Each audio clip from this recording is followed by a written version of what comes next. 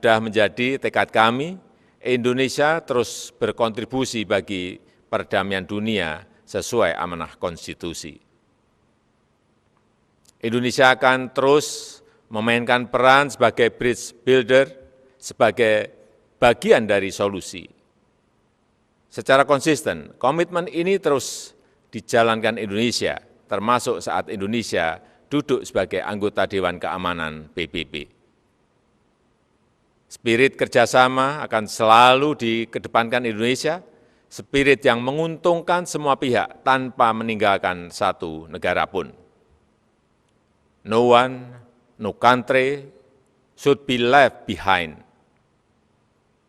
Persamaan derajat inilah yang ditekankan oleh Bapak Bangsa Indonesia, Bung Karno, saat konferensi Asia Afrika di Bandung tahun 1955 yang menghasilkan Dasar-Sila Bandung.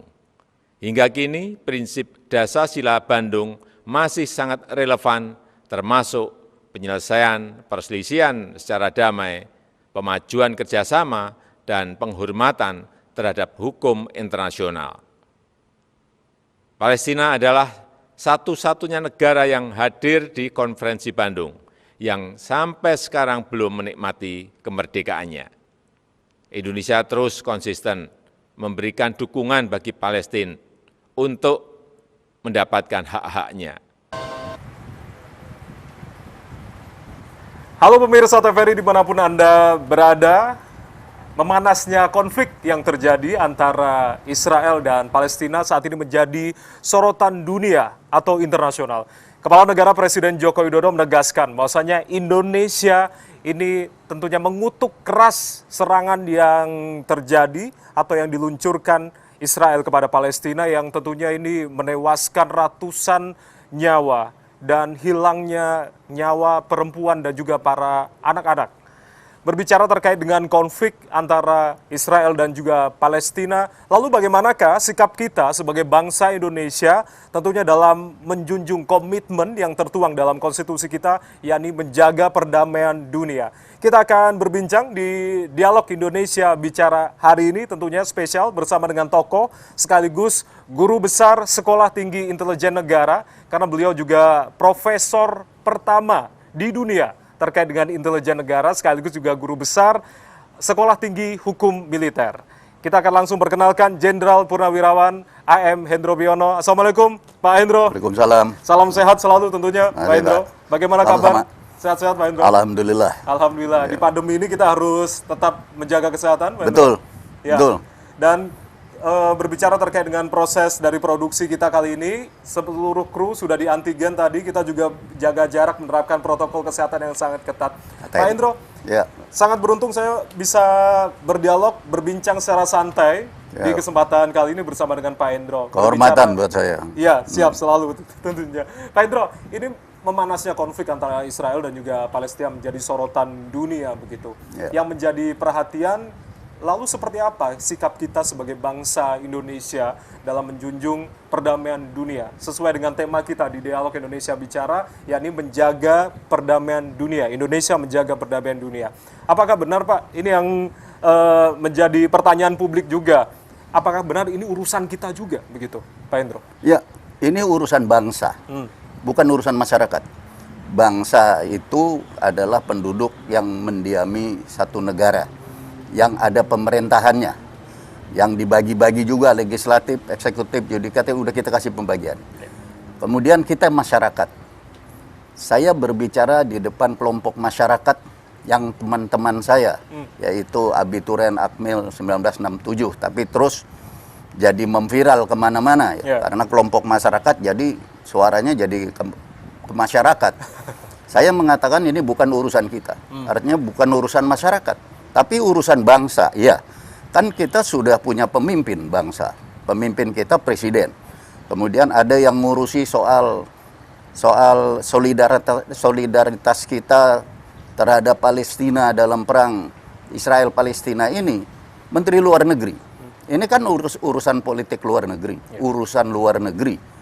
Urusan masyarakat adalah urusan dalam negeri. Urusan kita sendiri. yang kita masih menghadapi berbagai macam persoalan. Buruh tani nelayan kita masih melarat dan dalam keadaan pandemi yang begini hebat. Dari 45.000 orang korban dari pandemi selama ini yang tewas, yang meninggal, itu kebanyakan adalah masyarakat bawah. Yang ini harus diselamatkan. Ini persoalan masyarakat, ini urusan kita masyarakat. Jadi kalau kita menambah lagi dengan berdemonstrasi di jalanan seperti ini, maka pandemi gelombang kedua akan menghantam kita. Karena ada kerumunan yang karena ada ditimbulkan kerumunan. begitu ya. Ini kan kita punya grafik, kalau kita perhatikan ya, naik turun. Grafik tertinggi kematian rakyat kita adalah tahun yang lalu, pada permulaan pandemi. Ini 476 orang tewas. Oke. Turun. Kemudian tiba-tiba naik lagi, sekarang 437. Yang ada di rumah sakit sekarang 110.000 orang.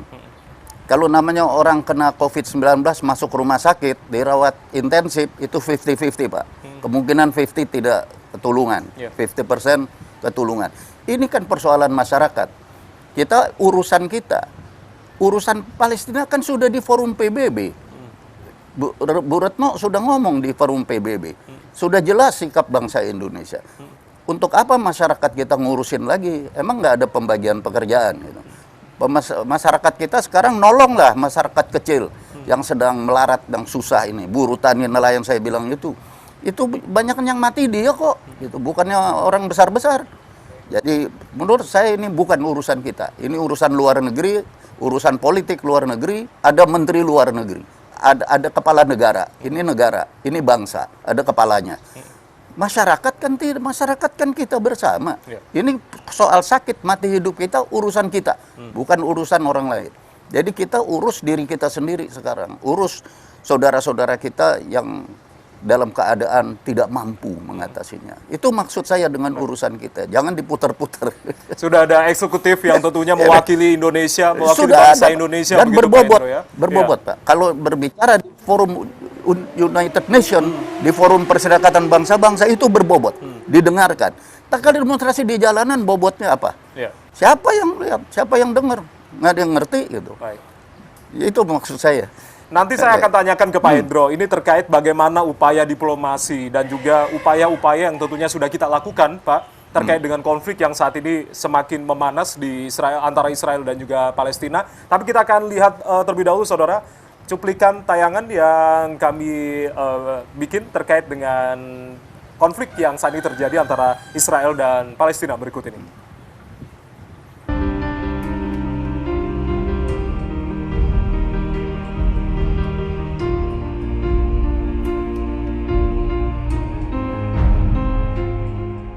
Ketika mesin-mesin perang militer Zionis Israel bertubi-tubi menghujam tanah Palestina, merenggut ratusan nyawa termasuk anak-anak dan bayi, bangsa Indonesia yang sudah menganggap bangsa Palestina sebagai saudara merasakan ikut terkoyak dan tersayat kepedihan tak terperi.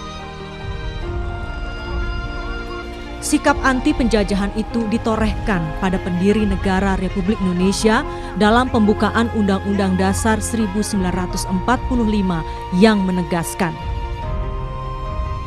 bahwa sesungguhnya kemerdekaan itu adalah hak segala bangsa dan oleh sebab itu maka penjajahan di atas dunia harus dihapuskan karena tidak sesuai dengan peri kemanusiaan dan peri keadilan.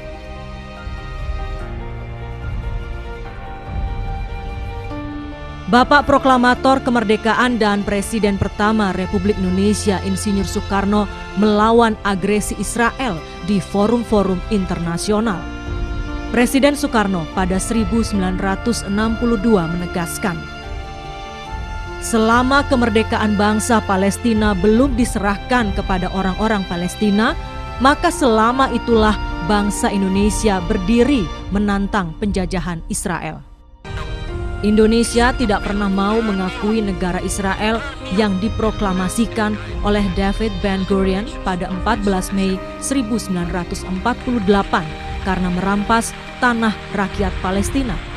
Karena itu, sejak era Presiden pertama Republik Indonesia Soekarno, Indonesia tidak pernah membuka hubungan diplomatik dengan Israel.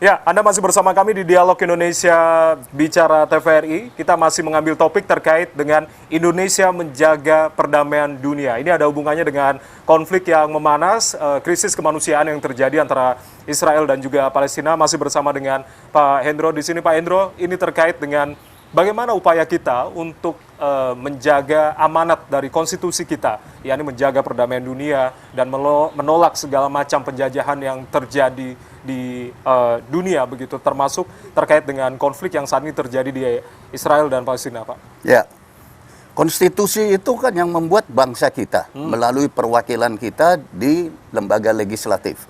Dalam hal ini Dewan Perwakilan Rakyat di dalam Majelis Permusyawaratan Rakyat. Itulah konstitusi dibuat. Artinya yang buat legislatif. Siapa yang melaksanakannya? Eksekutif kan? Bukan setiap rakyat melaksanakan itu. Di dalam konstitusi, rakyat memberikan kepercayaan kepada wakil-wakilnya, dipilihlah presiden, wakil presiden, kemudian mereka menunjuk lagi tim namanya kabinet. Mereka lah eksekutif. Mereka melaksanakan amanah konstitusi itu. Dan laksanakan dengan baik. Sudah. Tadi kan kita lihat di tayangan tadi, kita sangat prihatin, ikut bersedih hati pasti. 240 orang tewas di Gaza dan sedikit di Israel. Jumlahnya 240, kurang lebih ya itu. Apa enggak kita lebih sedih? Kita 436, 437 korban pandemi tiap hari. Ini perang 11 hari, Pak. 240 meninggal. Pandemi kita 400 lebih setiap hari.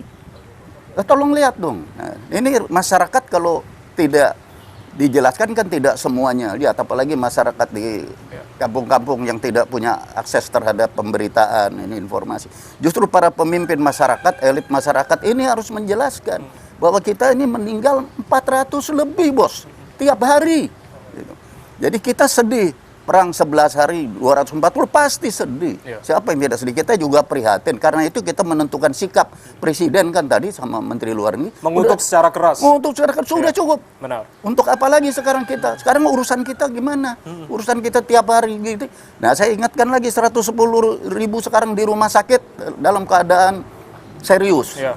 Itu kan ada data-data itu, kan ada akses, tapi kan masyarakat kecil nggak ngerti, ikut dibawa ke sana, ikut dibawa ke sini, akhirnya kerumunan terus, akhirnya pandemi kita kan serangan kedua kemungkinan menyerang celaka. Nah, para pemimpin tugasnya, walaupun pemimpin itu bukan berarti presiden dan kabinetnya.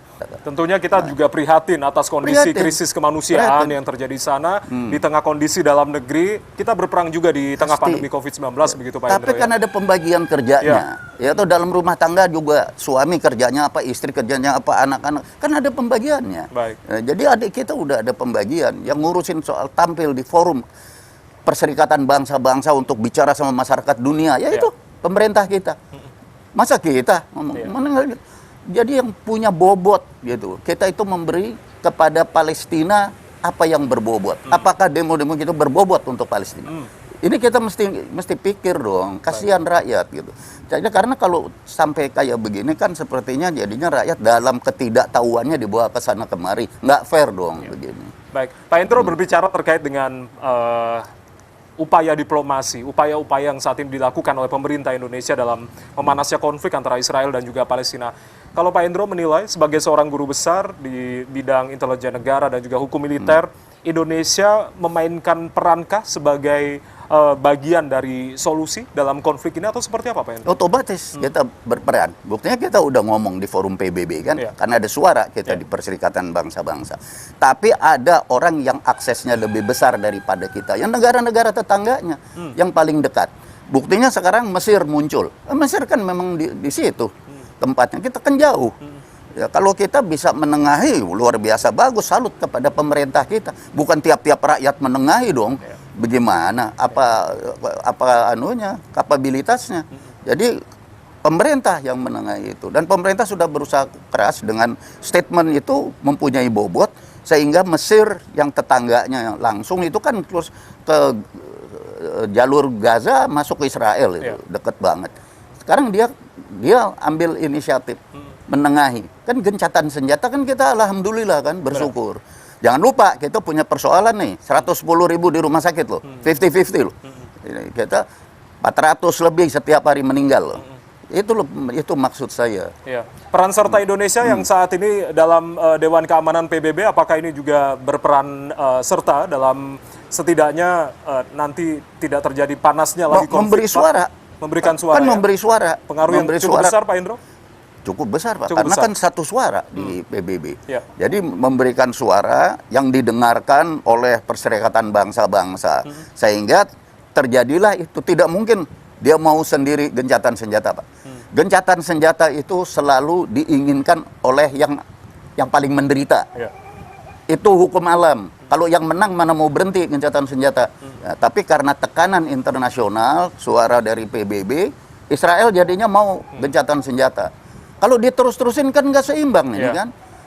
Kalau Hamasnya di Gaza sih saya yakin kepengen dong. Masa anak kecil dikorbankan pada mati dan cacat, pasti juga nggak mau dong kejoliman ini terus-terusin, pasti minta berhenti. Dan ini berlangsung selama 15 tahun lebih begitu, Pak Indro? Ya ini memang terus-terusin, kan tadinya kan kita semua juga pada menyimak. Sebetulnya kan sudah jelas, Palestina ibu kotanya Ramallah, terus Israel ibu kotanya Tel Aviv.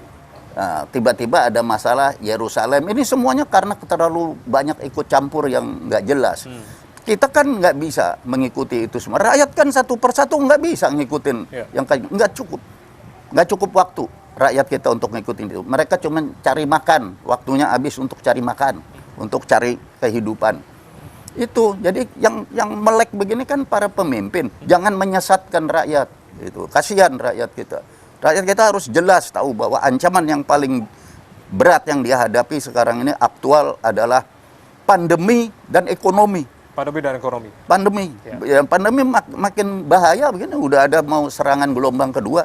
Ekonomi kita sangat rapuh. 99% ekonomi kita, kata Pak Teten, itu adalah sektor mikro dan kecil. Sektor menengah kosong. Sektor atas cuma 1%. Ya. Ini kalau pandemi terus-terusan rontok, Pak. Itu apa namanya kaki lima apa itu ojek apa itu tutup, Pak, itu nggak bisa kerja kalau pandeminya serangan. Dan ini kedua. masalah real di depan mata kita begitu itu ya, persoalan Pak, ya? masyarakat, urusan kita Urusan itu. kita. Gitu. Kalau itu kita minta urusannya negara, urusan kepala negara semua, yang nggak mampu, Pak, nggak mampu kecuali dia malaikat. Dia kan manusia biasa. Jadi itu harus dipecahkan oleh masyarakat sendiri. Jadi masyarakat jangan ngurusin masyarakatnya orang lain, masyarakat kita. Itu persoalannya saya. Saya mengotot di situ. Karena buat saya yang penting rakyat kita dan bangsa kita selamat. Itu dulu. Baik. Kalau kita selamat baru kita bisa nolong orang, Pak. Kalau kita nggak selamat mau nolong bagaimana? Ya. Baik, Pak Indro, kita masih menarik sekali pembahasan kita di kesempatan kali ini terkait dengan topik Indonesia menjaga perdamaian dunia yang tadi sudah dijelaskan termaktub dalam konstitusi kita, begitu, dan kita tidak menerima segala bentuk penjajahan dunia ataupun juga kita juga harus mendukung perdamaian dunia. Kita akan masih bahas di Dialog Indonesia Bicara. Tetaplah bersama kami di Televisi Republik Indonesia. Kami kembali sesaat lagi.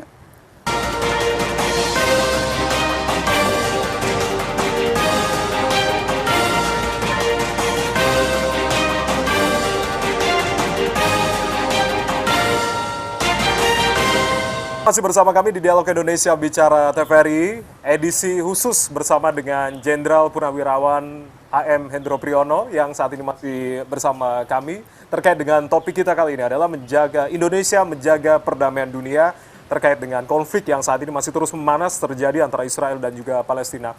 Pak Hendro, terkait dengan tanggapan Anda bagaimana terkait dengan pemberitaan yang muncul di media sosial yang saat ini menjadi sorotan terkait dengan pernyataan Anda kemarin, Pak? Bagaimana tanggapan Anda, Pak Hendro? Ya, tadi udah saya klarifikasi ya, bahwa saya berbicara kepada masyarakat dan para elit yang saya anggap punya pengaruh terhadap masyarakat, supaya nolong masyarakat kita sendiri. Ya. Kalau urusan luar negeri kan ada menteri luar negeri, urusan kenegaraan ada kepala negara. Jangan semuanya mau menangani hal yang satu hal yang satu lagi tidak ditangani oleh semuanya. Kan ada pembagiannya, itu udah saya jelaskan. Ini yang terkait dengan pertanyaannya tentu ini apa ya tadi? Saya Terkait dengan polemik yang terjadi di media sosial, begini. Pak Indro, menjawabnya seperti apa? Begini, Ya. saya tidak akan melayani polemik ini, ya karena mereka bilang kan ada yang bilang abis ngomong ngumpet, nggak mau melayani. Loh tunggu, saya Sekarang ini orang waktunya untuk klarifikasi. begitu, Pak ya Indro, yang saya tadi ya. ini saya terima Ya. kasih. Saya orang tua, saya hanya bisa ngomong menasihati anak-anak saya yang muda-muda. Kalian lebih pandai dari saya yakin. Karena kamu lebih tahu keadaan dan aspirasi kamu daripada saya yang sudah tua. Saya kasih nasihat bahwa permasalahan yang paling berat pada kita ini sekarang adalah ekonomi rakyat yang bisa hancur berkeping-keping. Kalau kena lagi pandemi serangan kedua. Padahal kita udah mulai naik lagi, yang meninggal saya bilang tadi itu ya setiap hari. 497 orang itu setiap hari loh, Pak. Kasusnya naik, klaster mudik turun. naik juga. Nah, Pak. ada Ya. klaster baru naik Klaster lagi. baru juga. Nah, itu saya peringatkan. Kalau terus anak durhaka menantang orang tua, ya saya tidak mungkin layani. Kalau saya layani, saya orang tua yang nggak tahu diri, Ya. gitu. Tidak mungkin. Saya kan sayang sama semua anak-anak saya. Saya sayang sama generasi sekarang. Hanya saya pesan supaya generasi seterusnya sesudah kamu jangan sampai gelap gulita karena kesalahan kamu. Ya, kamu sekarang harus menyelamatkan negeri dan bangsa ini, masyarakat ini untuk cucu-cucu saya, untuk anak kamu. Jangan sampai anak kamu pada mati dan pada cacat, gelap hari depannya gara-gara kamu emosi. Gitu. Saya tidak mau dong melayani orang emosional, suruh berpolemik di media sosial. Kenapa tidak habis ngomong terus ngumpet, nggak mau ngomong? Ya saya tidak mau melayani. Saya baca kok dengan sedih. Saya hanya bisa sembahyang. Saya bisa tahajud, saya minta. Semoga Allah Subhanahu wa taala menyadarkan mereka. Jangan dikasih nasihat sama orang tua kok marah. Nasihat silahkan, kamu terima tidak diterima itu untuk hari depan kamu, bukan saya. Umur saya udah jalan 77, sebentar lagi malaikat udah mundar-mandir. Saya nggak ada pamrih apa-apa. Bukan hari depan saya. Jadi ini hari depan kalian. Saya kasih ingat supaya kamu sadar. Jangan terbawa ke sana kemari, digerakkan ke sana kemari, kerumunan, akhirnya kamu pada sakit. Padahal kamu nggak ngerti sebetulnya bahaya yang mengancam kamu itu apa. Karena nggak ada yang ngasih tahu. Ngasih taunya cuman persoalan Palestina dan Israel, cuma itu doang. Yang lainnya nggak secara lebih luas. Itulah maksud saya. Makanya saya nggak mau layanin. Baik, Pak Indro, ini juga mungkin terkait dengan beberapa hal yang saya ingin tanyakan terkait dengan kegiatan-kegiatan dilakukan oleh saudara-saudara kita, umat muslim. Berbicara terkait dengan kita dalam agama ini tidak ada batas bangsa begitu Pak Indro, untuk memberikan solidaritas, dukungan terkait dengan yang terjadi di antara Palestina juga Israel begitu. Apa tanggapan dari Pak Indro sendiri? Saya kan juga orang Muslim sudah sejak dulu kala, bukan mualaf saya. Dan saya kira kita sama pikirannya. Seluruh agama itu memang tidak ada batas bangsa, tidak ada batas nasional. Karena agama itu adanya di tataran ide. Agama itu adanya di tataran yang luhur, bukan tataran nyata. Kalau tataran fisik yang nyata itu bukan agama. Itu perang, itu fisik, nyata. Itu kita tidak mau. Semua kita nggak mau perang kita sengsir. Kita menang jadi areng, kita kalah jadi abu. Itu aja jelas hukumnya alam. Kalau memang kita jangan diseret ke agama, agama memang nggak ada batas. Kamu boleh kok bebas berpikir apa saja. Sepanjang kamu berpikir, kamu mau pikir bagus, mau pikir kan cuma mikir. Tapi begitu sudah kamu laksanakan di alam nyata, ada aturannya dong, ada pertimbangannya. Pertimbangannya apa? Bahaya apa yang kamu hadapin di alam nyata sekarang? Penyakit. Yang kedua, kemelaratan yang makin melarat. Itu nyata. Gitu loh. Jadi jangan dicampur adukan. Orang saya ngomong di alam nyata, kamu ajak ngomong di alam ide. Ya jelas pikiran kamu kacau balau. Gitu loh. Jadi saya mumpung saya masih bisa mikir, masih bisa ngomong kenceng, saya mikir dan ngomong kenceng. Bentar lagi juga saya nggak bisa lagi. Gitu, cuman bisa berdoa doang. Ya. Ini kan saya masih didatengin sama Wijaya, Ya. TVRI, Siap, ngomong. Saya ngomong. Kalau dulu saya berbuat, saya ambil langkah-langkah untuk menyelamatkan bangsa dan rakyat saya. Saya harus berbuat, karena saya dibayar oleh mereka dulu, kan itu, Ya, Pak. oleh rakyat. Tapi sekarang kan saya udah pensiun, udah kakek-kakek. Saya juga selama-lama tambah renta, tambah nggak bisa bicara juga, susah. Lama-lama pudar, hilang. Jadi nggak ada apa-apa. Terkait dengan topik kita, Indonesia menjaga perdamaian dunia, kita akan simak ini pernyataan yang disampaikan secara tegas oleh Menteri Luar Negeri Retno Marsudi di hadapan Majelis Umum PBB yang mendesak Israel untuk bisa mengakhiri krisis kemanusiaan yang terjadi antara Israel dan juga Palestina berikut ini. We must put a stop to the systematic efforts by the occupying power that may leave nothing left to be negotiated. We must not allow the Palestinian to have no other choice but to accept injustice for the rest of their life. Therefore, we have to stop this injustice now. We have to continue our support to Palestinians to get their independence and justice. Mr. President, in recent days, during the COVID-19 pandemic, we witnessed the erosion of trust in multilateral institutions.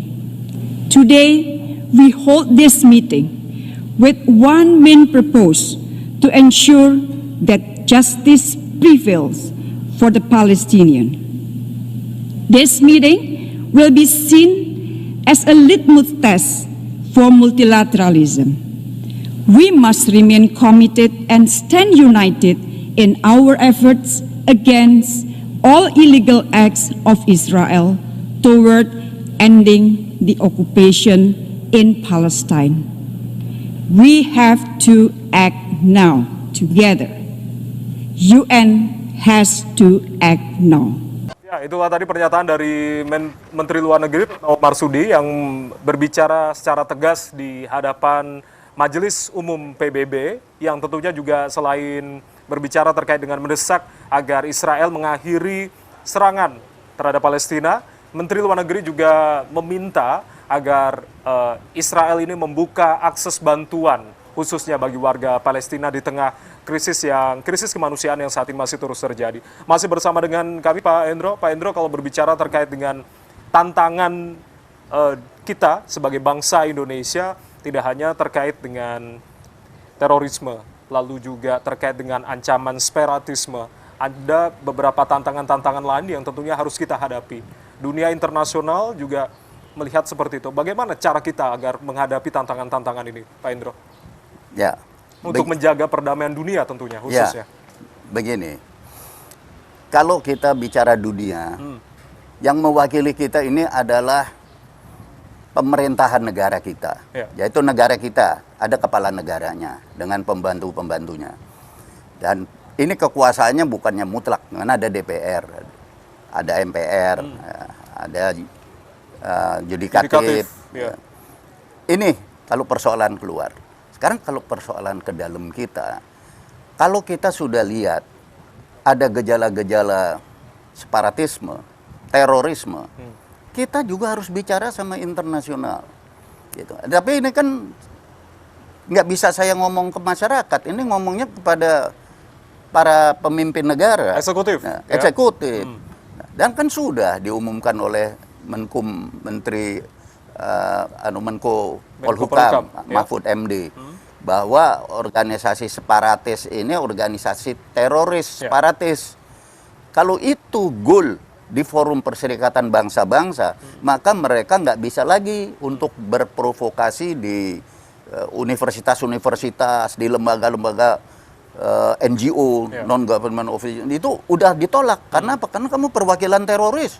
Nggak ada yang mau terima, gitu loh. Kalau tidak ada pernyataan itu, dia ngider terus kemana-mana membentuk opini. Sehingga Eropa Barat itu sama Australia udah mulai itu opini itu kelihatan hasilnya umum itu bahwa membenarkan separatisme Papua. Nah, itu yang harus kita lihat, siapa mengerjakan apa mesti jelas. Dan ini kan udah jelas. kita ngomong bahwa sekarang organisasi ini teroris. Kenapa? Supaya menghentikan separatisme periferal, separatisme yang bawa di pinggir-pinggirnya provinsi-provinsi itu ingin merdeka, itu merdeka sendiri, lepas dari persatuannya kita yang kuat. Ini namanya disintegrasi periferal. Tetapi kalau kita digojlok terus untuk merubah ideologi negara kita Pancasila dengan ideologi yang lain, ini kan ada pro dan kontra nanti di dalam negeri. Nanti ujung-ujungnya terjadi separatisme sentral yang tenggelam, yang justru di pusat, gitu loh. Ini hati-hati gitu dengan keadaan ini. Untuk bisa menguatkan ideologi Pancasila sebagai ideologi kita, apa yang harus kita laksanakan sebagai bangsa yang besar, bangsa Indonesia? Apa yang selama ini dikebiri. Jadi kita kan mendukung reformasi. Tidak ada yang tidak mendukung reformasi, termasuk saya pendukung reformasi. Kalau nggak begini dong, saya udah berontak. Pada saat Soeharto, lalu juga Pak Harto, lalu Pak Habibie juga masih ikut berperan serta pada saat itu. Saya dukung reformasi, tapi jangan bablas dong. Nah, kebablasan itu membuat kita banyak dikebiri. Pasti ini, ini analisis nih, pasti dalam analisa, bukannya benar. Ada yang main nih, gitu, di masalah amandemen Undang-Undang Dasar. Sekarang kita, apa yang dikebiri di Undang-Undang Dasar ini? Majelis Permusyawaratan Rakyat, MPR itu dikebiri. Nah, itu saya harapkan sebagai orang tua, saya kasih nasihat, kembalikan fungsi MPR sebagai lembaga tertinggi negara. Jangan seperti sekarang dikebiri. Akibatnya apa? Undang-Undang Dasar di amandemen sama dia, ternyata sekarang kita lihat, loh kok kelebihan begini, nggak cocok ini. Jadi bahaya ini kita, ideologi kita bisa hancur. Nah, kita harus kembalikan Undang-Undang Dasar kita ini. Tapi cara kembalikannya gimana? Nasi udah jadi bubur, masa bisa jadi nasi lagi? Nggak mungkin. Kembalikan kokinya. Majelis Permusyawaratan Rakyat dulu. Kita jangan sibuk dengan mengkaji ulang konten. Kita sudah tahu bahwa itu banyak yang tidak benar. Harus kita perbaiki. Yang memperbaiki siapa? Kan bukan orang di jalanan, bukan yang teriak-teriak. Kan harus MPR. MPR kan udah dikebiri. Kembalikan itu kebiriannya. Pasang lagi giginya MPR. Dia adalah majelis tertinggi. Gitu. Adalah lembaga tertinggi negara. Kembalikan itu, kemudian baru kita bicara soal kaji ulang konstitusi. Nah, di situ baru kita sesuaikan dengan amanat penderitaan rakyat kita sekarang. Sesuaikan. Yaitu bukan di jalanan.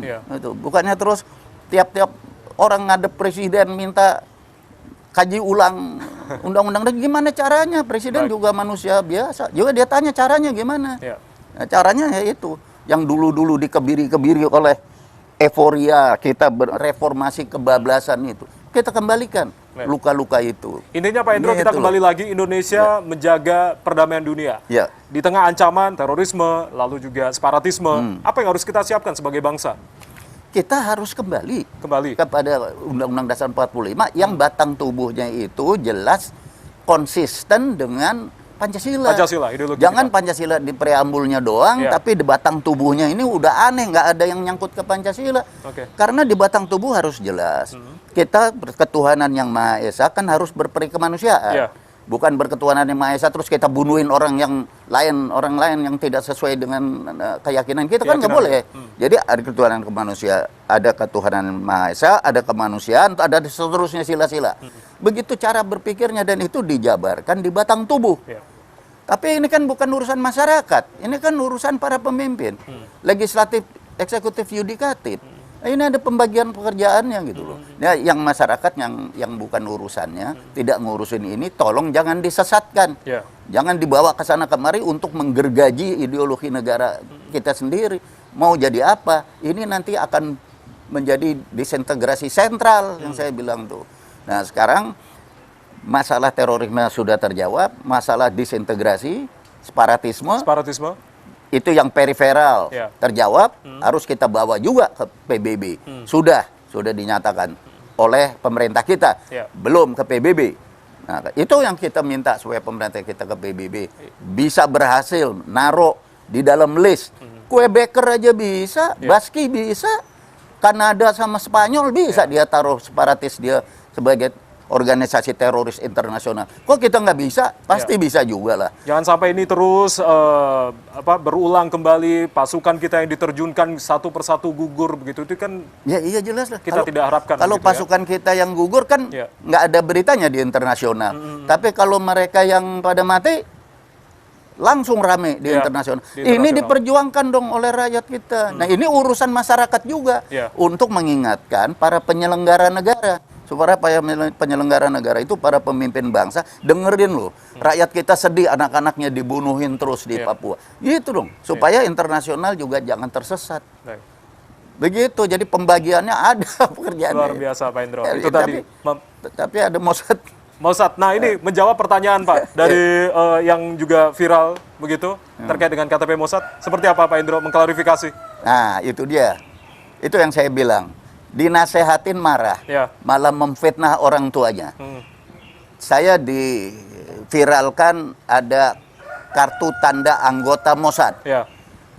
Intelijen mana di dunia ini yang punya KTP, punya kartu tanda anggota? Mana KTP aja pada palsu, ada kartu tanda anggota. Intelijen mana? Gitu. Sudah terjawab ya berarti ya Pak? Ya udah terjawab. Baik.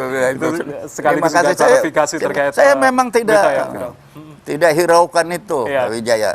Karena saya nggak punya kepentingan. Yang penting saya cuma ngasih nasihat. Di depan mata kita masih ada masalah, yaitu pandemi COVID-19. Yang itu harus kita tekankan sekali lagi. Begitu ya Pak Indro ya. Kita masih akan kembali satu segmen lagi terkait dengan Indonesia menjaga perdamaian dunia. Tetaplah bersama kami di Dialog Indonesia Bicara TVRI.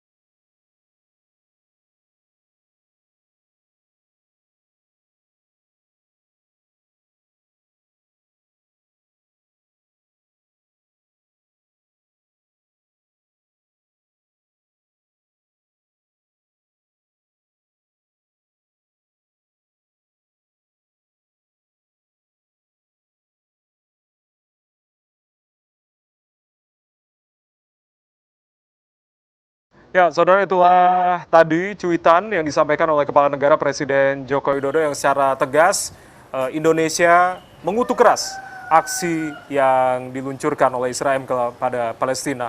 Kita masih bersama dengan Pak Hendro di kesempatan kali ini di Dialog Indonesia Bicara Spesial dengan topik Indonesia menjaga perdamaian dunia. Pak Hendro, pesan yang mungkin akan disampaikan oleh Pak Hendro kepada seluruh bangsa Indonesia, apa hal konkret untuk menjaga perdamaian dunia seperti halnya tercantum atau termaktub dalam konstitusi kita? Hal-hal apa saja yang harus kita lakukan?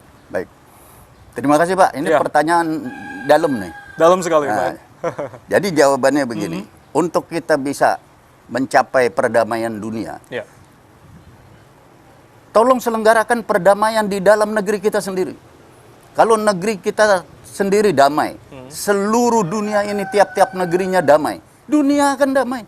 Tapi kalau di dalam negeri kita sendiri terjadi gontok-gontokan pro dan kontra terhadap masalah di luar negeri, ya pasti di dunia juga jadi tidak damai. Contoh, kejadian masalah ISIS di Suriah, kan dunia jadi gempar. Gara-gara perang di Suriah kan gempar. Selalu kalau ada perang mesti gempar. Nah, coba jangan terjadi perang. Di Suriah jangan ada perang. Di mana-mana jangan ada perang. Di Indonesia jangan ada perang. Jangan ada gontok-gontokan antar bangsa sendiri. Ya damai seluruh dunia kok. Nah, makanya sekarang juga gencatan senjata kan. Coba, Mesir punya akses yang lebih. Tapi kan sama kita. Kita punya aspirasi juga ingin berhenti perang di Timur Tengah itu. Stop. Gencatan senjata juga, Mesir sudah damai, kan damai juga di mana-mana. Ya kita kalau kita damai di negeri kita sendiri, jangan kita bikin ribut, jangan mempersoalkan barang yang tidak perlu. Yang perlu adalah bagaimana mengatasi pandemi dan bagaimana menyelamatkan rakyat yang ekonominya habis-habisan gara-gara pandemi. Ini aja kita sekarang pikirin. Nah, kalau ini dengan damai, kita bergandengan tangan untuk itu, Pak. Seluruh dunia juga damai. Kan masalah tidak damai itu kan ada rebutan perut nih, isi perut, makan. Maka itu tidak damai, rebutan tanah, sandang, pangan, papan yang diperebutkan, makanya berantem, makanya perang. Kalau termasuk perang kita, Pak, dalam menghadapi informasi serbuan, informasi hoax yang kadang ini mengkacaukan kondisi bangsa begitu. Nah, apa yang mungkin pesan akan sampaikan begini, kepada Pak Hendro?